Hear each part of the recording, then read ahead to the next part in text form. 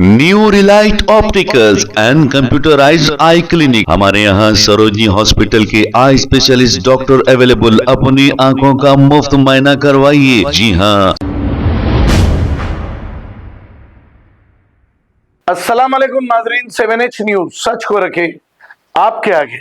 AIMIM MLC रहमत bag और नुमाइंदा कारपोरेटर जफर खान ने मिलकर ये गौलीगुड़ा पहुंचे। तफसीलात के मुताबिक गौलीगुड़ा के इलाके में पोल्यूशन वाटर आ रहा था। इसी की शिकायत लोगों ने MLC रहमत बेग को की।